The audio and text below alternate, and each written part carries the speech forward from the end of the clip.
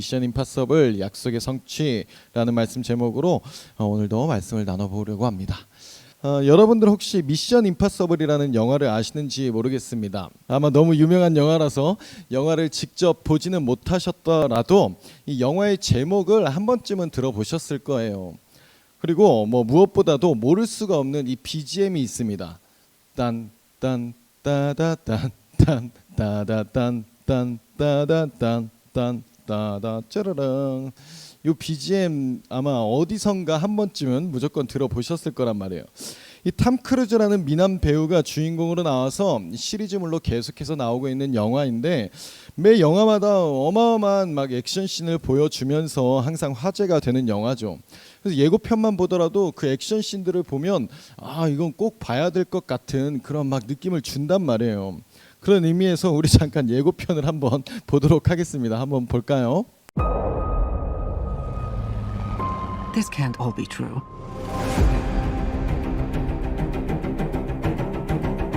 Every word.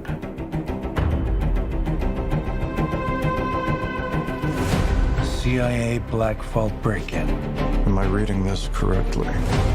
The Kremlin bombing? In fairness, the bomb was actually meant to kill him. He gassed a security briefing. That was just 2 months ago. This explains the handcuffs. It's still not clear why he's here. If we want to bring the world back from the brink, we have to deal with him. Should he choose to accept? Smart people on every side are close to panicking. What exactly is your plan?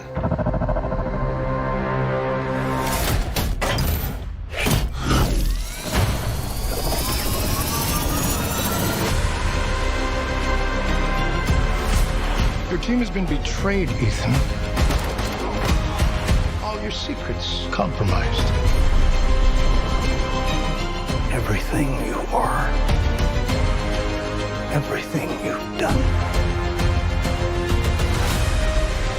has come to this. You gave him an aircraft carrier? Our lives are the sum of our choices. This is your calling, your destiny. I have no regrets. Neither should you.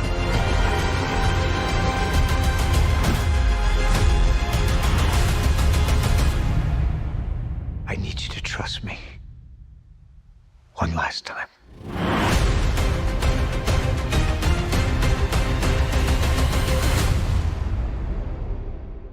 어떠신가요, 여러분? 예고편만 보더라도 뭔가 박진감이 넘치고 내용이 궁금해지지 않습니까? 제가 이 영화를 홍보하려고 나온 건 아니지만 개인적으로 굉장히 좋아하는 영화의 시리즈라서 재밌게 보고 있는 영화이긴 하거든요. 아무튼 이 영화의 제목은 미션 임파서블입니다. 뜻을 해석하면 불가능한 임무라는 뜻을 가졌단 말이에요. 그런데 영화의 내용을 보면 이 주인공이라는 이단 헌트라는 인물이 그 불가능한 임무를 결국 다 해낸단 말이죠. 세상을 악에 빠뜨리려는 그 세력에 맞서서 보통 사람들은 절대 해낼 수 없는 일들을 해냄으로써 세상을 구원해내는 그런 스토리를 담고 있단 말이에요. 그런데 이런 스토리 뭔가 좀 익숙하지 않습니까? 어디서 좀 들어본 것 같지 않으세요? 세상을 악에 빠뜨리려는 세력에 맞서서 보통 사람들은 할 수 없는 일을 해냄으로 세상을 구원해내는 스토리. 그렇습니다. 예수님에 대한 이야기죠. 지난 주일에도 말씀을 드렸던 것처럼 인간으로서는 절대 해결할 수 없는 그 죽음의 문제를 이 예수님께서 해결해 내셨다는 겁니다. 그리고 그 이름을 믿는 자마다 영생을 얻고 구원을 얻게 해주시는 은혜를 베풀어 주셨다는 거예요. 그 어떤 미션 임파서블스러운 내용을 우리 주님께서 해내셨다는 거죠. 그리고 하나님께서는 그러한 도저히 해결하지 못할 것 같은 일들, 어려워 보이기만 하는 일들을 하나님께서 택하신 그 백성들을 통해서 이루어 가신다는 것입니다. 하나님의 구원의 역사의 일들을 하나님의 택하신 이들을 통해서 이루어 가신다는 거예요. 바로 오늘 이 자리에 모인 저와 여러분들을 통해 하나님께서 약속하신 그 일들을 이뤄 나가실 줄로 믿습니다. 그러한 자들이 되시기를 주님의 이름으로 축복합니다. 오늘 본문의 말씀은 예수 그리스도의 탄생의 시작을 보여주고 있는데요. 이 탄생의 시작부터가 벌써 미션 임파서블, 불가능한 미션이었다는 거예요. 그러나 하나님께서는 그 일들을 해내시는데 그 약속의 성취의 시작 한번 살펴보도록 하겠습니다. 본문 26절의 말씀 함께 읽어보겠습니다. 여섯째 달에 천사 가브리엘이 하나님의 보내심을 받아 갈릴리 나사렛이란 동네에 가서 이 여섯째 달에라고 시작을 하는데 오늘 본문의 앞에 나오는 내용을 먼저 좀 살펴봐야 될 것 같아요. 이 사가랴라는 제사장과 그의 아내인 엘리사벳이라는 부부가 나오게 됩니다. 그런데 이 부부에게는 아이가 없는 거예요. 그러던 어느 날 하나님께서 보내신 천사가 사가랴에게 나타나게 됩니다. 그리고 아이를 갖게 될 것이라는 아주 좋은 소식을 전해주는 거죠. 그리고 그 아이가 나중에 자라서 엄청 큰 일을 해낼 거라고 예언까지 다 해준단 말이에요. 그런데 사가랴가 천사의 이 말을 듣고는 믿지 못하는 거죠. 그러니까 이 사가랴를 향해서 천사가 너 이 아이가 태어나기 전까지 말을 못하게 될 거야. 너의 그 의심 때문에 너는 말을 못하게 될 거고 이 아이가 태어나면 그때 이제 너가 이제 말을 하게 될 거야. 이렇게 얘기를 해줍니다. 그 후에 이 노부부에게 아이가 생겼을까요? 안 생겼을까요? 네, 생기게 됩니다. 엘리사벳이 임신을 하게 되는 거죠. 그래서 엘리사벳이 임신한 이 아이가 훗날에 예수님께 세례를 베푸는 세례 요한이 되는 거예요. 이 사가랴와 엘리사벳에게 이러한 기적과 같은 일이 일어난 후에 여섯 달이 지난 후 이 가브리엘 천사가 나사렛이라는 동네에 출동을 하게 되는 것입니다. 이 나사렛이라는 동네는 당시 시대적 상황으로 볼 때 굉장히 촌동네였는데 이곳을 보면 갈릴리 산악지대 분지에 위치한 정말 아주 작은 산골 시골 마을이었단 말이에요. 우리가 보통 생각해 볼 수 있는 어떤 산골짜기의 정말 작은 마을 정도를 좀 생각하시면 될 것 같습니다. 이런 작은 촌동네에 가브리엘 천사가 하나님으로부터 보내심을 받게 되는데 이곳에 어떤 한 여인에게 찾아가게 됩니다. 27절과 28절 함께 읽어볼게요. 다윗의 자손 요셉이라 하는 사람과 약혼한 처녀에게 이르니 그 처녀의 이름은 마리아라. 그에게 들어가 이르되 은혜를 받은 자여 평안할지어다. 주께서 너와 함께 하시도다 하니 결혼을 앞두고 있는 한 처녀 마리아라는 여인에게 천사가 찾아온 거예요. 그리고 그 여인에게 천사가 말합니다. 은혜를 받은 자여 평안할지어다. 주께서 너와 함께 하시도다. 여러분 이 장면을 한번 상상을 해보세요. 하나님께서 보내신 천사가 내 눈앞에 나와서 말하는 이 장면 말이죠. 얼마나 놀랍고 두근거리고 떨렸겠습니까? 이때 당시에 마리아의 나이가 이 성경학자들이 추론하기로는 보통 한 15살에서 17살 정도로 추정을 합니다. 그러니까 여러분들의 나이 정도라고 생각하시면 될 것 같아요. 이 1세기 당시의 유대 사회를 보면은 보통 여자들이 그 초경을 한 직후에 거의 약혼을 하거나 결혼을 한다고 했으니까 한 요 정도의 나이로 이제 예상을 하는 거죠. 그렇다는 것은 마리아가 지금 여러분들의 나이일 때 일어난 일이라는 거예요. 이 어린 소녀에게 천사가 말하는 내용을 보십시오. 은혜를 받은 자여 평안할지어다. 너는 하나님께로부터 은혜를 받은 자라는 거예요. 그러면서 평안하라고 얘기해 주는 겁니다. 무엇으로 평안하라고 얘기해 줍니까? 하나님께서 너와 함께 하신다. 하나님께서 함께 하시는 것으로 은혜를 받았고 평안할 수 있는 자라는 얘기를 해주고 있는 거예요. 사랑하는 여러분 평안하십니까? 여러분 평안한 마음으로 지금 지내고 계세요? 우리는 평안하기가 참 어렵습니다. 시험 걱정도 해야 되고 미래에 대한 걱정도 해야 되고 뭐 친구들과의 관계, 부모님과의 관계 뭐 여러 가지 걱정거리들이 너무 많다고요. 평안하기가 참 어려운 시대를 살아가고 있습니다. 항상 말씀드리지만 내 인생을 내가 살아가려고 하면 평안하기가 어렵단 말이에요. 내 능력으로 살아가려고 하니까 평안하기가 어렵죠. 내 능력의 한계를 알고 있기 때문에 평안할 수가 없는 겁니다. 불안함의 연속이라는 거예요. 그러한 우리가 평안할 수 있는 방법이 있다는 것입니다. 그게 무엇입니까? 하나님께서 나와 함께 하신다는 사실을 아는 거예요. 하나님께서 나와 함께 하신다는 것을 믿는 것입니다. 그때에 우리 안에 평안함이 있을 수 있다는 거예요. 잠깐 제 얘기를 한다면 제가 참 늦은 나이에 이 사역자의 길을 좀 가게 됐습니다. 여러분 한번 생각을 해보세요. 20살에 신학대학교에 입학을 하면 이제 한 4년의 과정을 거치고 졸업을 하죠. 그리고 신학대학원에 가서 3년의 석사 과정을 마치게 됩니다. 그러면 보통 한 27살 정도가 되는데 한 1년 정도의 강도사를 준비를 하는 기간, 그럼 28살. 근데 남자는 보통 군대를 2년을 갔다 오니까 한 30살 정도가 돼야 이제 목사 안수를 받는 거죠. 그러니까 30대 초반 정도의 목사 안수를 받고 그 목사로서의 길을 쭉 걸어가게 된단 말이에요. 그런데 저는 20년 정도를 늦게 시작을 했습니다. 보통 그 루트에서 20년이 늦게 시작했단 말이에요. 걱정이 많겠습니까? 걱정이 없겠습니까? 걱정이 많아요. 죄송하지만 이 앞에서 설교를 하고 있는 저도 그런 현실적인 문제를 생각하면은 걱정이 앞선다는 거예요. 지난번에 학교에서 9어학번 선배님들이 이렇게 오셔가지고 동문들끼리 모여서 학교를 찾아온 적이 있었는데 입학 30주년 기념 예배를 드리게 된 거죠. 이 학교에서. 그러면서 학교에 장학금을 전달하고 그렇단 말이에요. 그래서 제가 그 예배를 드리면서 이 옆에 앉아있는 동기 애들이 또 앉아 있잖아요. 그래서 그 애들한테 이렇게 얘기했습니다. 얘들아, 우리 학번 30주년 기념 예배 때 나는 없을 수도 있겠다. 그러니까 갑자기 분위기가 숙연해지면서 무슨 말씀하시는 거냐고, 요즘 100세 시대인데 왜 그런 말씀을 하시냐고 막 이러면서 얘기를 해주는 겁니다. 그런데 정말 30년 뒤면 제 동기들은 이제 한 담임 목사 돼서 이제 담임 목회를 할 한 그 정도 시기란 말이에요. 그런데 저는 은퇴를 앞둘 시기인 겁니다.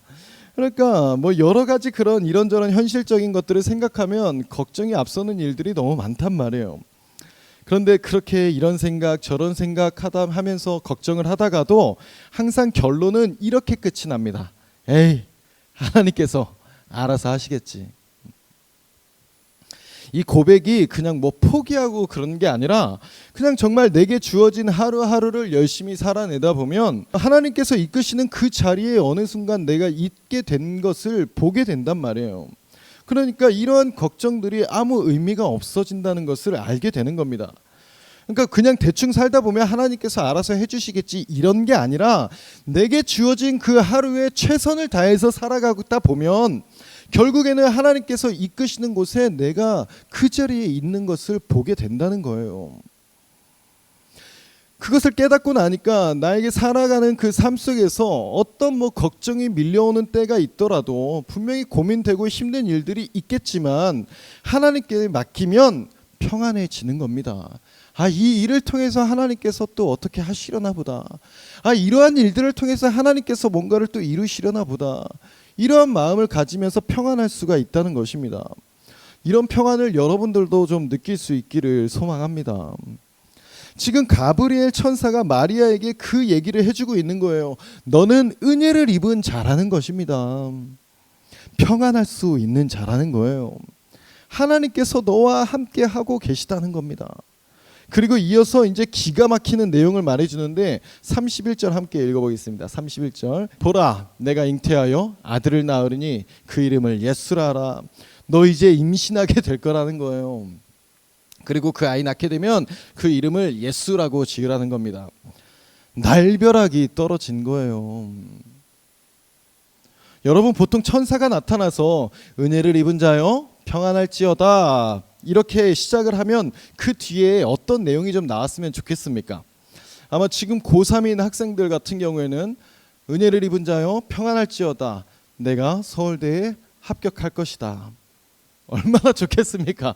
네가 원하는 대학교 너가 원하는 과에 합격할 것이다. 평안할지어다. 이런 얘기 해주면 얼마나 좋겠냐고요.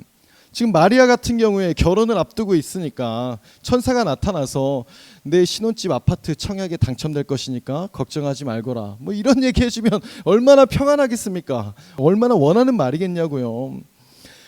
그런데 우리는 하나님으로부터 이런 소식을 기대하지만 천사가 말하는 내용을 보십시오. 기쁜 소식이 아니라 날벼락의 소식이란 말이에요. 32절에서 33절의 내용을 보면 내용 자체는 너무 좋습니다. 왕이 태어날 거라는 거예요. 그의 나라가 세워질 거래요. 얼마나 좋은 얘기예요. 그런데 생각해 보십시오. 내 아들이 왕이 되고 내 아들의 나라가 세워지고 그 나라가 영원할 거라고 하면 얼마나 좋은 소식이냐고요. 너무 기쁜 소식입니다. 다 좋아요. 다 좋은데, 그런데 문제는 이걸 왜 처녀인 상태에서 하시냐는 겁니다. 왜 처녀인 상태에서 이 말씀을 해주시냐고요.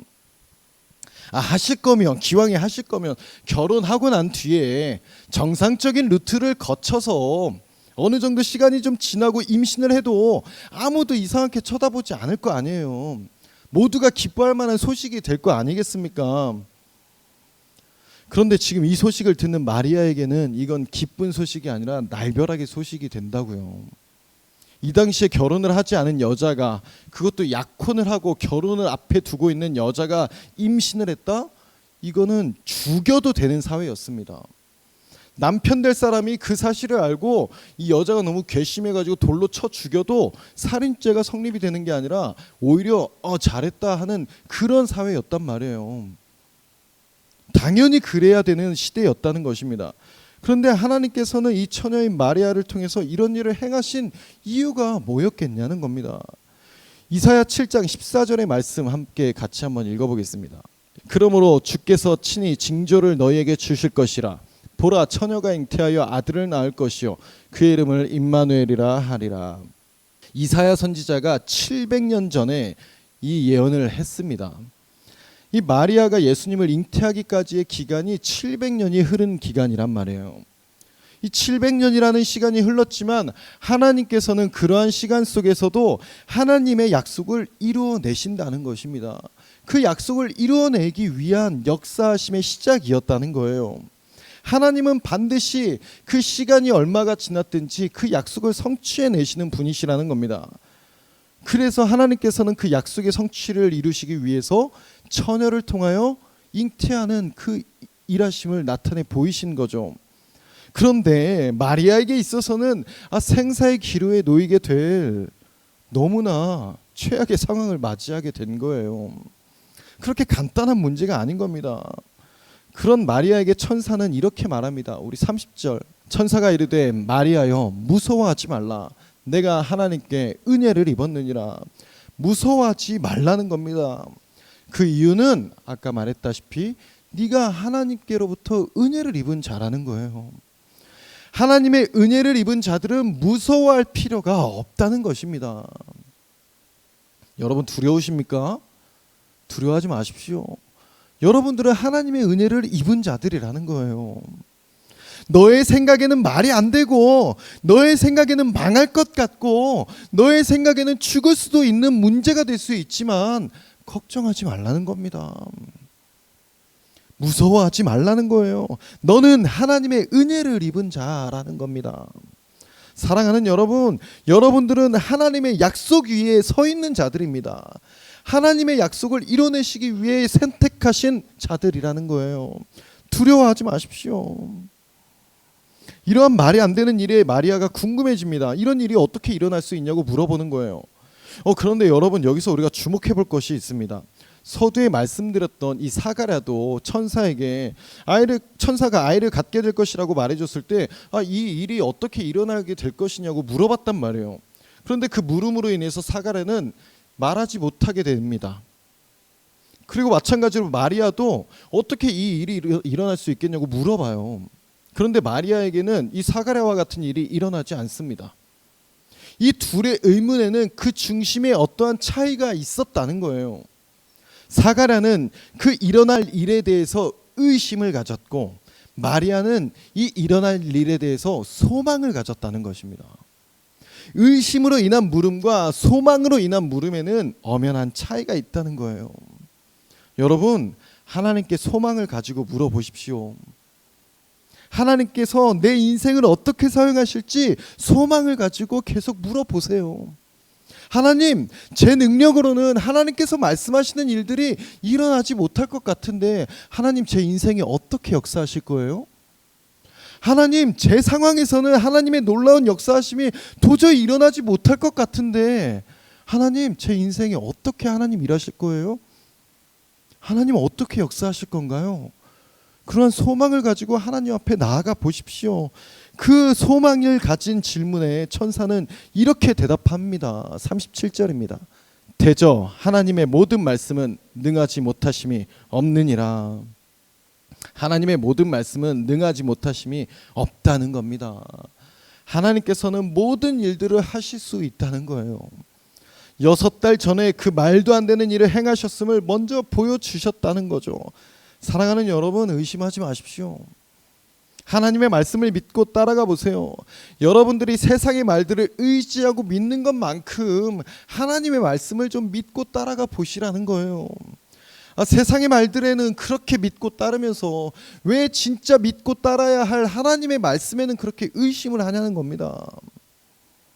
세상의 말보다 하나님의 말씀을 따르는 저와 여러분들이 되시기를 축복합니다. 마지막으로 이 모든 천사의 말을 들은 마리아의 고백을 한번 보겠습니다. 38절. 마리아가 이르되 주의 여종이오니 말씀대로 내게 이루어지이다 하며 천사가 떠나가니라. 주의 여종이오니 말씀대로 내게 이루어지이다. 너무 멋진 고백이지 않습니까? 망할 수도 있어요. 아니, 죽을 수도 있어요. 그러나 마리아는 지금 하나님께 이러한 고백을 올립니다. 저는 주님의 종입니다. 주님 뜻대로 하세요. 여러분, 주인의 종은 무엇입니까? 자신의 생각이 없는 겁니다. 내 의견이 없는 거예요. 그저 주인이 명하는 대로 움직이는 것이 주인의 종의 역할이라는 것입니다.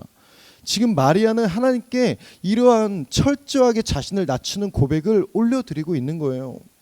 그런데 여러분, 종이라고 하니까 뭔가 내 자유는 없고 부려먹기만 하는 뭔가 그런 이미지를 좀 상상하실 것 같은데 아닙니다. 종은 주인이 누구냐에 따라서 그 모습이 완전히 달라질 수 있는 거예요.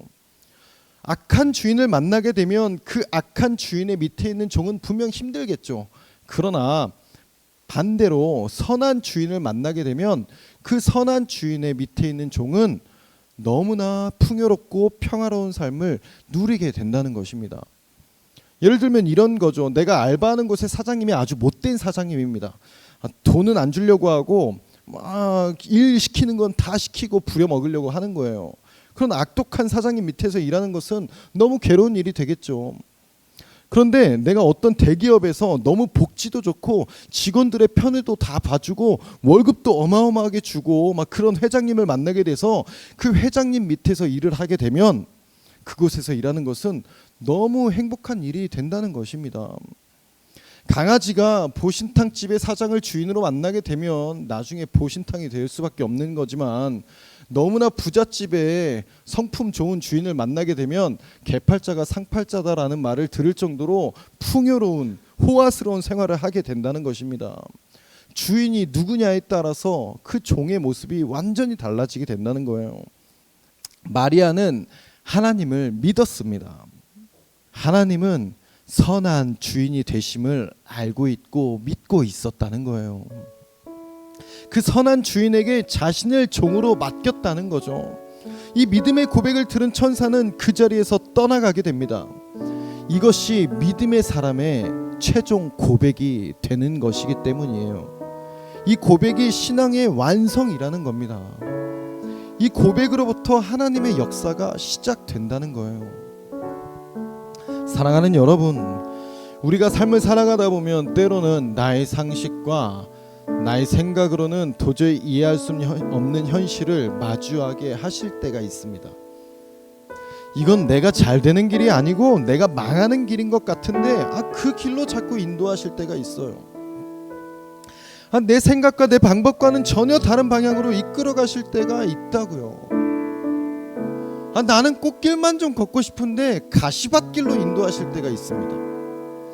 나는 좀 하얗고 밝은 것만 보고 싶은데 어둡고 캄캄한 것들을 보게 하실 때가 있다고요.